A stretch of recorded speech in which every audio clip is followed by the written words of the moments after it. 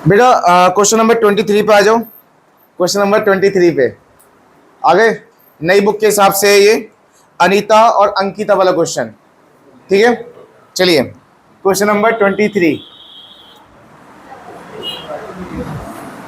पूरा क्वेश्चन पढ़ते हैं, उसके बाद समझते हैं क्या करना है इसमें। और जब मैं पढ़ूंगा तो आप भी क्वेश्चन को रीड करेंगे, ठीक है, क्योंकि रीड करने से आपकी थिंकिंग पावर, आपकी समझने की पावर बढ़ जाती है। अगर आप नहीं पढ़ोगे, बस ये देखोगे मैं क्या कर रहा हूं, तो नहीं होने वाला कुछ भी, ठीक है। अनीता और Ankita are partner, sharing profit ratio क्या है इनका? इक्वल है। दो पार्टनर हैं जिनका रेशियो क्या है? इक्वल। इक्वल का मतलब समझ में आता है कि सब कुछ प्रॉफिट वगैरह, लॉस वगैरह सब कुछ बराबर बराबर बटेगा, ठीक है। Their capital maintain following fluctuating capital method. उनकी जो कैपिटल है वो फ्लक्चुएटिंग मेथड के हिसाब से है। फ्लक्चुएटिंग क्या होता है? वो कैपिटल जिसे हम चेंज कर सकते हैं। चेंज कैसे कर सकते हैं? पैसा लगाकर और निकाल कर। वैसे फ्लक्चुएशन जब आए तो इसे इग्नोर कर दो, कोई मतलब नहीं होता इसका, ठीक है। 1 अप्रैल को उनकी कैपिटल है, बस इतना सोचो कितनी है, 5 लाख और 4 लाख। पार्टनरशिप डेट में ये लिखा हुआ है कि इंटरेस्ट ऑन कैपिटल कितना मिलेगा, देना पड़ेगा, सॉरी 10%। और प्रॉफिट कितना है हमारे पास? 2 लाख रुपए, ठीक है। क्वेश्चन पढ़ना है, ठीक है। नेट प्रॉफिट कितना हम पे? 2 लाख। लास्ट में आखिरी में क्या लिखा? आपको जिला एंट्री करनी है किसकी? बस इंटरेस्ट ऑन कैपिटल की। तो बहुत इजी है ये तो। इस तो मुझे कराना नहीं चाहिए था वैसे तो, लेकिन मैं करा देता हूं। इतना इजी क्वेश्चन है ये, बहुत ज्यादा। सबसे पहले बनाओ क्या इसका फॉर्मेट। किसका फॉर्मेट है ये? जर्नल का। ये सब तो पता ही क्या लिखना है इसके अंदर।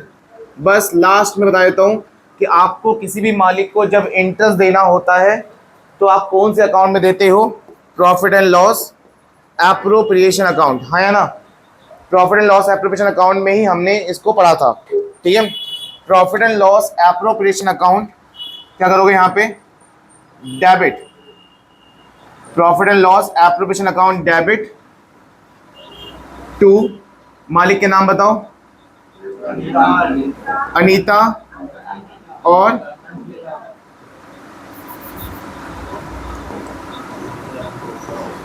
अंकिता।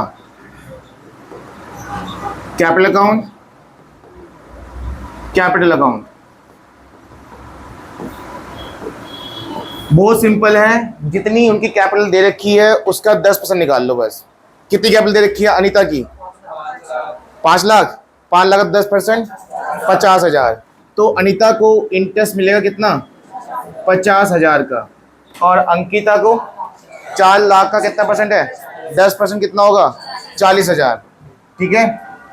कितना हो गया ये? 90,000। अब क्वेश्चन ये आता है कि ये ही एंट्री क्यों बनी है, कुछ और मतलब ये डेबिट में क्यों नहीं, ये क्रेडिट में क्यों नहीं? देखो दो तरीके समझा सकता हूं मैं इसको। कैपिटल का नेचर आपने 11th क्लास में पढ़ा हुआ है, किस नेचर का होता है ये? क्रेडिट का। और जो भी क्रेडिट नेचर का होता है वो अगर बढ़े तो क्रेडिट ही करना होता है, और घटे तो डेबिट करना होता है।